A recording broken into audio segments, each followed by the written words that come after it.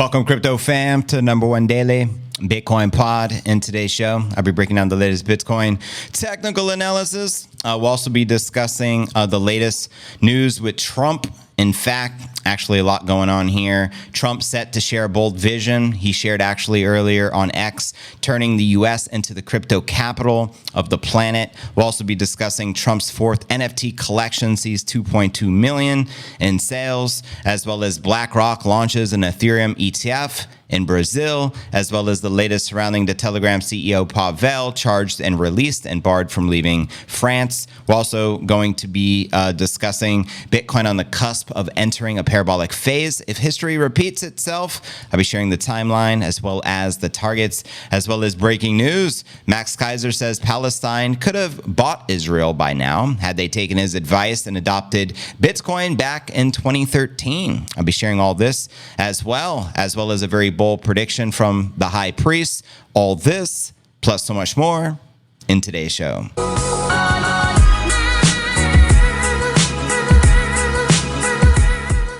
Everyone, if you're new to the channel, important to smash the likes, which are the thumbs up. Hit the subscribe button, then hit the bell icon, turn on all notifications. And then, today is pod episode number 1744. I'm your host, JV. It's August 29th, 2024. It's a Thursday. We did correct past couple of days. I think we even tapped 57, 58. Today, we're bouncing back. We're at roughly 59.5. We were at 61 when I woke up this morning. And to expect more extreme volatility, as I've been preaching, especially at a time like this. So volatility equals life force. Checking out, we'll do our market watch. Just give me a second to pull her up.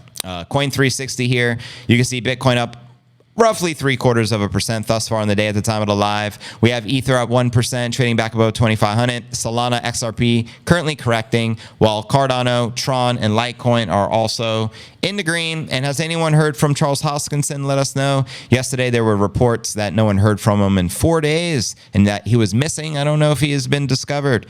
So if you have any insights, holler. And checking out CoinMarketCap.com. The current crypto market cap sits at 2.09 trillion, so just above 2 trillion. And the Bitcoin market cap in particular is 1.17 trillion. And 24-hour volume is roughly 69 billion. Can you say 69 G's? And then, of course, Bitcoin dominance back on the climb, 56.2%, with the Ether dominance, which has been pretty stagnant in the 14% level. And checking out top 100 crypto within the top, the top gainers. We have Flare up 8%, Leo up 4%, and Rune up a modest 3.5%. Not too many gains overall, as the majority of the market is currently correcting and in the red. But let me know what alts you're currently bullish on. And I think it's Michael Jackson's birthday today as well. So happy birthday to the King of Pop. And checking out the crypto bubbles on the daily. Oh, wow. Maybe 80 to 85% of the market in the green, but it just updated, unfortunately, and I take that back. 60% of the market in the green. And zooming out on the month, things change that fast in crypto family from the morning to the afternoon. But nonetheless, checking out for the monthly, sad to say, 90% of the market Rex City. Some of these alts down over 30%, which is pretty sad, but to be expected. And checking out the Crypto Greed and Fear Index, we're currently rated 29 fear yesterday, 30 fear, and last week a 39 in fear, and last month 67 in greed. The significance is quite simple. Here's what it says right directly here. Extreme fear can be a sign investors are too worried, which is typically a great buying opportunity. And when investors are getting too greedy, that means the market is due for a correction, which ultimately means the lower this number goes, the more likely of a pump. The higher the number goes, the more likely of a dump. And it's that simple. And checking out the time chain calendar, we can see what block we're currently on for the Bitcoin blockchain. It's 858,992. And so we have roughly 191,000 more blocks until the next halving, scheduled to take place most likely in April of 2028. And you can currently get 1,654 sats for $1. And so it'll cost you roughly ballpark $600 right now to become a Satoshi millionaire. But yeah, let's dive into today's astrology for the broskies. And we'll also pull up some of the live charts. Here we go. The headline here reads, Bitcoin traders are waiting for 62 as 3% Bitcoin price gains eat up the liquidity. Oh, that's right, yo. Here you're looking at the 1 hour chart. Bitcoin sought to reclaim 60 G's, baby, around the August 29th Wall Street Open as the U.S. macro data spread the bulls major volatility. That's right. Data from TradingView track local highs of roughly 61,000 on Bitstamp, marking Bitcoin price gains of 3% on the day. Not too shabby. Now, these came as U.S. jobless claims and GDP figures broadly adhere to expectations, with the former narrowly missing the forecast levels. The numbers had little impact of the market expectations for the future financial policy changes, and the latest estimates from the CME Group's FedWatch tool showed markets continuing to bet on a 0.25% interest rate cut by the Fed's Reserve in September, referring to the Federal Reserve. In fact, I shared a meme earlier on X, and it was one of those funny memes, and it's like, who do you think's going to win the election? And then the girl in the back seat is like, the Federal Reserve, because they're going to print regardless of who is in office. So Bitcoin will also be the big winner of this election, family. Just point out the obvious. But anyways, quoting them here, QCP, we believe that any dip in equities and crypto will be short-lived. With Powell and the Fed ready to kickstart the rate cut and cycle, increased liquidity will eventually push the risk assets higher. We are finally on the cusp of a rate cut and cycle. Amen to that. Bitcoin thus aimed to provide light relief to those hoping for the upside continuation. Data from CoinGlass revealed attempts to block the upside with liquidity struggling on the shorter time frames. Quoting them here, will it hold? Do you think it'll hold? And Rec Capital shared so far so good. The retest continues to be successful. As the week goes on, Bitcoin has also been forming higher lows since early July, as pointed out here by the analysts. That's right. Now looking ahead, we have another analyst by the name of Jelly, and I ain't talking about Jelly Roll, emphasized price reclaiming 62,000, an area where the liquidity nonetheless thinned out in the recent days. Quoting him here, environment remains predatory, which means, do we got Biden here? I didn't see his name, but nonetheless, which means your best bet remains to sit on your hands. Above 62,000 could turn into a stronger trending move again. In an earlier post, eyed a higher low in the making while also flagging 65 G's, baby, as a key level to revisit should strength sustain. And I agree with that. Absolutely. 65 in play. We're on the cusp of 60,000 right now. We're tinkering there. It seems to be 60,000 is the line in the sand, especially at this time. So hopefully we climb back above. We hit 65, we retap 70, and then we re-enter price discovery. Currently sitting at $73,800. Here's some of the live charts. This is brought to you by TradingView via Coinbase.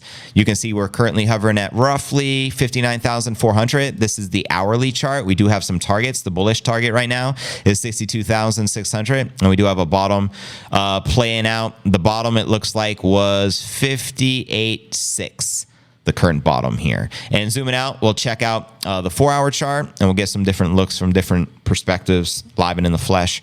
You can see, unfortunately, big red candle past 4 hours. We're looking to break. Like I said, we tapped roughly 61, and then we just crashed back down to 59 with that big red candle. We'll keep an eye on that. And zooming out, we'll check out the daily. And I ain't talking about Carson daily.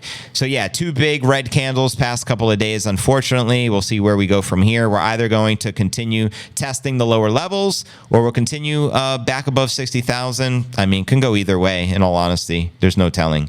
And checking out the 1 week, we still have that very uber bullish cup and handle sitting at 125,000, looking lit as a candle. And a Godzilla candle, that is. And also checking out the monthly real quick. You can see we've had quite a bit of sideways trading action past few months. Unfortunately, July and June were bearish monthly closes, and I think this month is shaping up to be one, unless we can get above 65,000 within the next couple of days. But I have faith. I think September things turn bullish again, personally. But let me know your thoughts and where you stand. Where do you feel the price action will likely take us next? Holla at your boy. But anyways, next story, let's discuss Trump's vision. He dropped something this morning on his X account talking about America being a crypto hub for, cryptocurrency. So let's discuss this. The headline reads, Trump set to share his bold vision, turning the U.S. into the crypto capital of the planet. Even better, crypto capital of the entire world. Very bold claim there from Trump. That's right. Trump's X page is a-buzzing with activity as the former U.S. Prez has been posting regularly since his chat on X with Elon Musk. His sons Eric Trump and Donald Trump Jr. have been dropping hints about a new DeFi project that, according to Eric, is centered on digital real estate.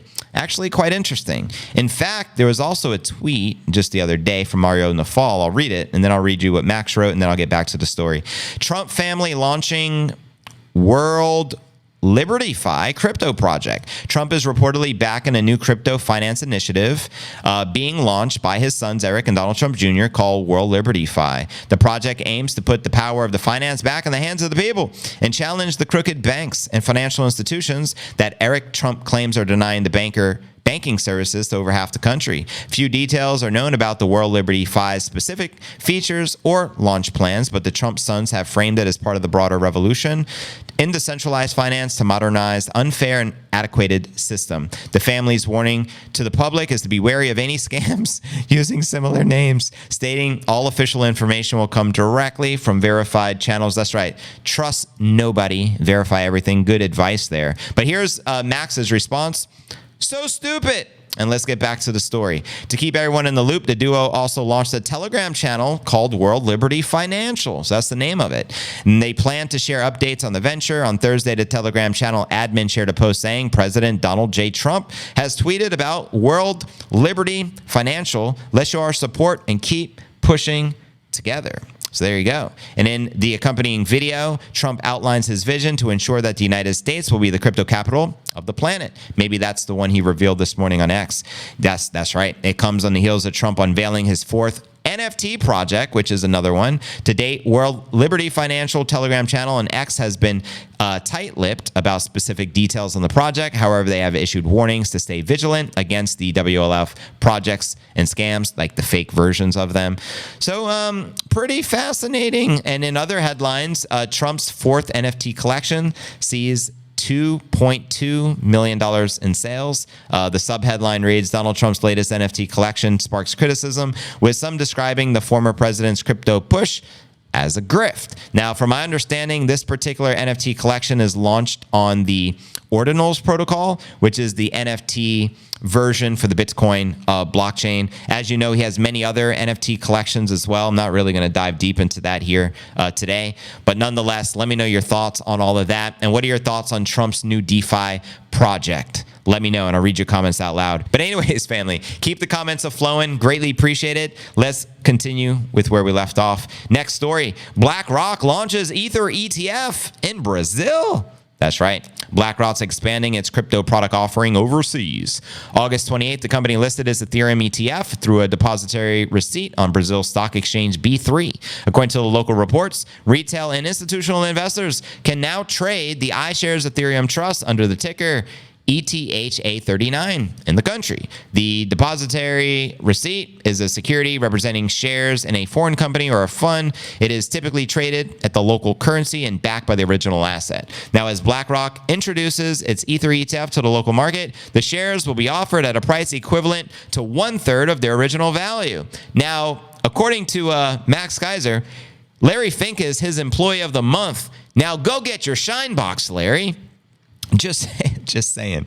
Meanwhile, management fees will be set at a 0.25% per year, in line with those charged in the United States. However, during the first year of trading or until ETH reaches $2.5 billion in assets under management, these fees will be halved to 0.12%.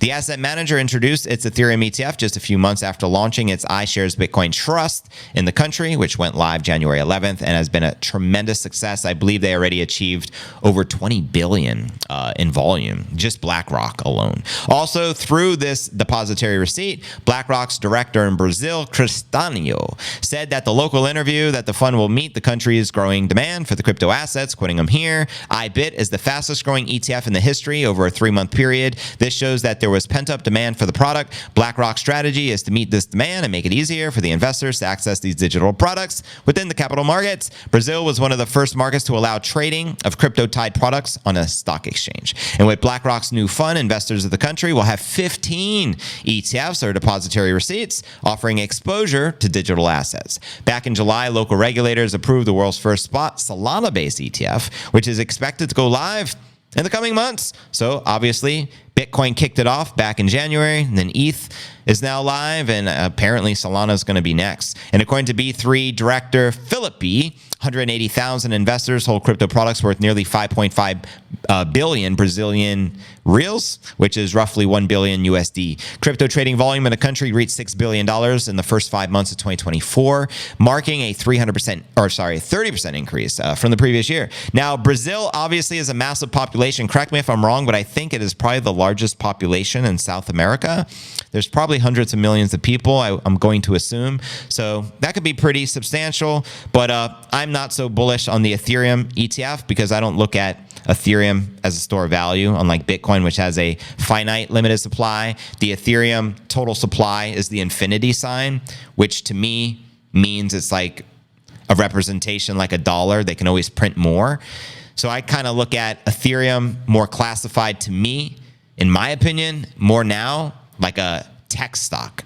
Whereas Bitcoin is a true decentralized cryptocurrency. It's immutable. They can't turn back the ledger, which they can and have done on Ethereum blockchain. Has a finite limited supply, clearly, Bitcoin versus Ethereum, which has an infinite supply. So just based on those characteristics alone, can't really compare the two. But anyways, let's discuss our next story of the day. Here's the latest with the Telegram CEO, Pavel. He was recently detained, and it sounds like he was set up by the president of France, who invited him for a sit down. He came in a private plane with some supermodel chick, and apparently the supermodel chick may have been like an agent setting him up as well. But long story short, he was detained. I believe they just released him, and now they're pressing charges against him. Some believe it's just an attack on free speech because he refused to hand over the backdoor of Telegram to the authorities. Matrix attack could very well be. But anyways, let's discuss what's really going on here. The headline reads, Telegram CEO Pavel charged and released and barred from leaving France. So it looks like he's detained in France at the moment. Pavel, the founder and CEO of the messaging app Telegram, has been released from custody after being charged by French authorities and placed under judicial supervision following a court appearance. According to an August 28th Bloomberg report, French prosecutors said they charged him with criminal offenses related to his role at Telegram. He was barred for leaving France and required to post bail of 5 million euros, which is roughly 5.5 million USD, before being released from custody. A widely shared video of Russian state-owned news outlet RIA shows Pavel walking free from a Paris courtroom on August 28th. Police delivered Pavel to court after being detained at an airport north of Paris on August 24th. Authorities initially extended the Telegram CEO custody to August 28th, when he was expected to either be released or face charges in court. After his arrest, prosecutors said the Telegram founder had been taken into custody as part of the judicial investigation from July against person unnamed. The charge included complicity with illegal activity, refusal to communicate to the authorities, money laundering, criminal association. Sounds like they're throwing the book at him. And providing cryptology services without prior declaration. Precisely something they would do to someone who doesn't turn over their free speech platform to the government. French prosecutors allege Pavel was complicit in helping spread child porn. Come on. And facilitating illicit activities through Telegram. I'm very sus about these charges personally, because it seems very similar to what they did to Andrew and Tristan Tate, who also speak the truth and refuse to be censored. He also reportedly faces child abuse allegations in Switzerland that are unrelated to the French case. And I researched this one the other day. He has a baby mama with 3 children, and he was paying the baby mama like 167,000 euros per month. And immediately when he stopped paying, he got hit with these charges that he was abusing the child. Go figure. I've heard this playbook before. But anyways, these are all allegations currently, family. Many of Pavel's defenders criticized French authorities for taking the Telegram CEO into custody, claiming the move represented an attack on freedom of expression. Bingo! And as of 2024, Telegram had more than 900 million monthly active users. Whoa. Having Pavel answer in court for messaging app users conducting illegal activities or sharing illicit content may set a precedent for other heads. So it's equivalent to like a criminal using Facebook what is it called now? Meta, or using Instagram, and then holding Zuckerberg responsible and liable for whatever the criminal did who happened to just be using Facebook. It makes no sense. That's like making the gun manufacturer liable if a criminal pulls a trigger and murders somebody. Makes no logical sense whatsoever. Now, here's what whistleblower Edward Snowden had to say. The arrest of Pavel is an assault on the basic human rights of speech and association. I am surprised and deeply saddened that Macron has descended to the level of taking hostages as a means of gaining access to private communications. It lowers not only France, but the world. Very powerful words. Now, here's another tweet. Again, these are all allegations currently, but this is a person named Adam wrote. Yulia Vavilova, who accompanied Pavel during this trip to Paris and then disappeared, may be a Mossad agent, according to the Daily Mail, because of course she is. So maybe everyone just set him up. The woman clearly could have. Obviously, the President Macron, whatever his name is, probably involved and implicit clearly as well. But that's the latest. Let me know if you think this is just another attack on free speech, or what do you think is really going on here? Let's go. Okay, next story of the day.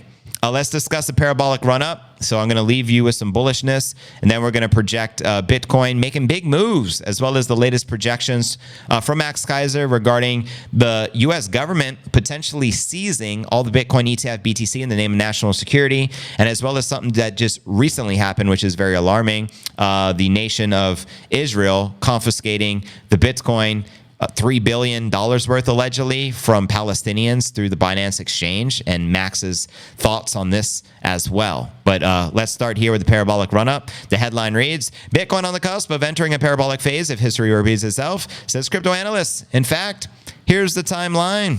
Here you go. So yeah, a crypto trader is saying that Bitcoin is on the cusp of turning very bullish. Now, keep in mind, we're post-halving, so it's that season. I'm also projecting extreme bullishness for the fourth quarter here, October through December, which is right around the corner after September. But anyways, Rat Capital shares with his subs that Bitcoin's in a reaccumulation phase and is getting really close to entering the parabolic phase of the cycle.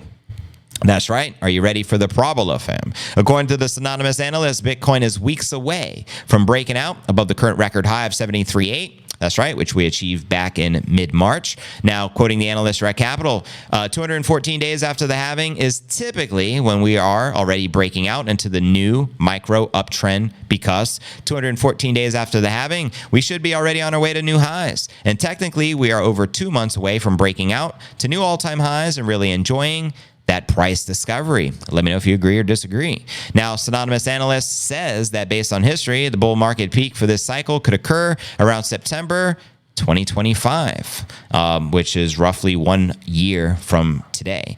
Quoting him here, if you think about how long it takes for Bitcoin to rally to a new all-time high, and to that, the ultimate bull market peak after the halving, it takes 546 days or 518 days. For example, in 2020 and 2021, it took 546 days after the halving to the bull market peak. And in this cycle of 2016, 2017, that took 518 days after the halving. So it just showcases to us that it takes 518 to 546 days after the halving to really have a bull market peak. So if history is to rhyme, we can anticipate September 2025, we have the cycle peak for the Bitcoin. Let me know if you agree or disagree. And better yet, where do you think that peak will land? Do you foresee multiple six figures? Let me know your thoughts. My personal projection, bear scenario, 222,000 for the cycle peak. Bull scenario, 750,000. Granted, that's a $500,000 range, but hey, Bitcoin has no top, fiat has no bottom, anything is possible. All right, now for our featured story of the day. Max Keiser says Palestine could have bought Israel by now if they would have taken his advice back in 2013. So I'm going to show you all the receipts. We're going to be discussing this. We're also going to be discussing Bitcoin being confiscated recently. And this is big news. Israel sent a letter to Binance, the world's largest global exchange, and they basically confiscated, allegedly, all the Bitcoin from the Palestinians. Allegedly, $3 billion worth. allegedly. So let's dive into all of this because this is freaking wild. And who's to stop the U.S. government or something similar happening to us? That's why you don't want to ever keep your crypto on the exchanges, because you don't own it. If it's not properly self-custodied, other people can get access to it. I'm telling you. And we've been warning you. And Max especially has been warning us for a very long time. He says the Bitcoin ETF, BTC, can and will, in his opinion, get confiscated by the U.S. government in the name of national security. And now we just had another nation this happened to. So if it can happen to another nation like Palestine, it can happen here. It can happen anywhere. That's the bigger picture. So yeah, let's break all of this down. Let's start with this tweet that he shared off the back of the news, which broke on August 27, 2 days ago. Breaking: cryptocurrency exchange Binance has seized all Palestinian assets at Israel's request. So all they had to do is just roll with me. It's probably in Hebrew here, so obviously we can't translate that. But the heads, maybe the president of Israel, messages or sends an executive order equivalent to Binance CEO Richard Tong, whatever his name is, and then they say, oh, in the name of national security, we got to take everyone's Bitcoin from if you live in Palestine's jurisdiction.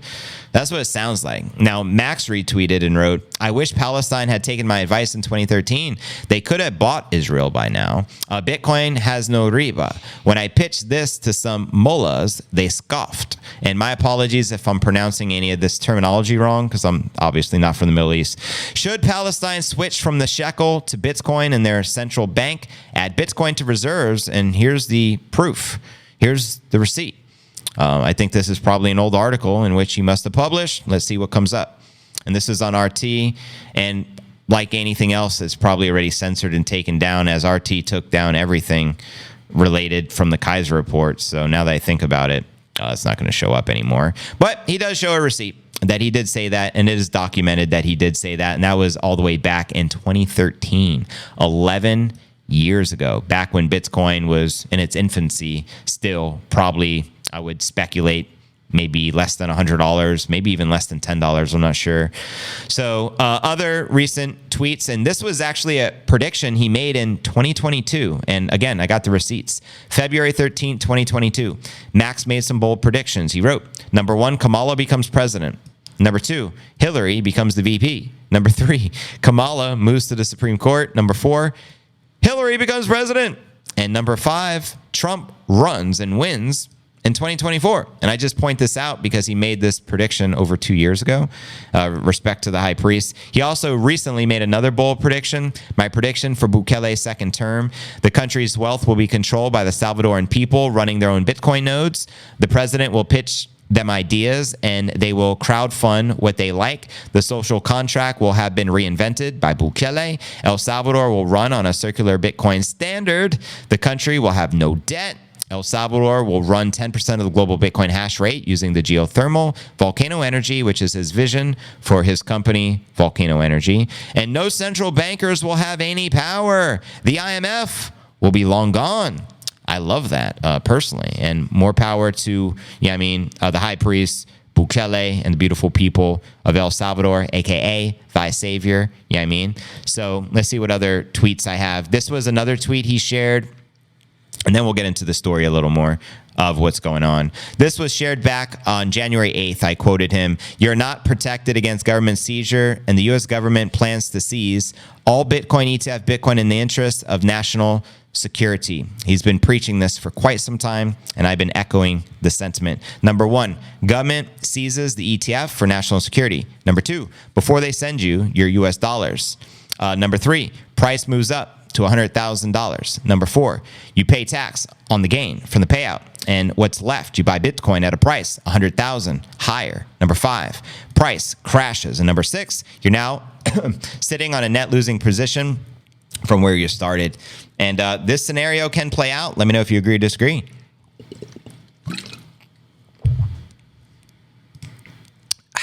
He also said, my understanding is that Trump, when he wins, is announcing a plan to do the sailor for the U.S. Treasury. And another reason I got to respect him and show these receipts, he's the first one who speculated and made the prediction that when Trump spoke in Nashville recently at the Bitcoin conference, the largest Bitcoin conference there is, that he would make some form of announcement adopting Bitcoin and doing the sailor put, as he calls it. And lo and behold, it was correct. And guess what? Lamestream media outlets like Forbes and Fox and CNBC, it took them weeks after he shared it and I started sharing it in the pod. The same day he made the prediction, I started covering it in the podcast. So what does that tell us? We beat the mainstream media by several weeks worth of time. But now let's get back to the situation at hand regarding Palestine and Israel, because this has kind of been under the radar, but it's really happening in real time right now. So let's discuss it a little further. Max Keiser expressed regret that Palestine did not heed his advice in 2013 to adopt the leading digital coin we know as Bitcoin as legal tender, amid reports that the crypto exchange Binance froze all accounts belonging to citizens of the Middle Eastern nation of Palestine. What happened? KEISER shared his views on X, which I just actually read to you, some of those posts, which was pretty cool. And he also said, I wish Palestine had taken my advice in 2013. They could have bought Israel by now. KEISER claimed that the country's Islamic clergy didn't take him seriously when he told them that Bitcoin had no riba, the Arabic term for interest that is forbidden under Islamic law. And we even had this is named the Patwa, but one of the heads of the Islamic circle come out and accept Bitcoin and believe that it did. It was, what's the term? I don't want to misquote it, but ultimately that it's viable for Muslims, Bitcoin, and that it's not a bad thing like some originally perceived it as. And again, here's the receipts. I already shared with you the actual post and the original, sharing that Binance seized all the Palestinian assets at Israel's request, which to me is mind-boggling, and that's why you got to take your crypto off the exchanges. Now, KEISER referenced his opt piece on Russia Today from August 2013, which we try to pull up, but like I said, I think they pulled down everything that he created on RT's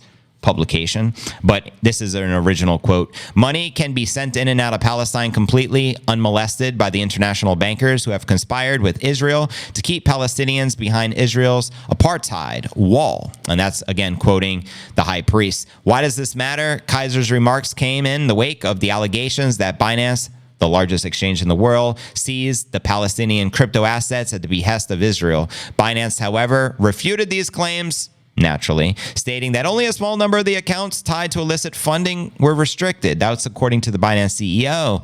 Now, it's worth noting Binance had previously assisted Israel in the seizure of crypto accounts linked to Palestinian militant organization Hamas, which contradicts KEISER's aforementioned claims. So there you have it. Again, right now, this is all speculation, but word on the street is, Binance just seized all of, I heard $3 billion worth of cryptocurrency from Palestinians. The Binance CEO is denying it and saying only selected individuals, yada, yada, yada. Who really knows at the end of the day? But here's one thing that's for certain, in my honest view. If they can do it to Palestine, they can do it to the United States of America. No crypto is safe on the exchange. If the government wants it, they're going to take it, and only self-custodied Bitcoin is unconfiscatable. That's the only way your Bitcoin is unconfiscatable. If you have it in self-custody, anything on the exchange can be taken away from you.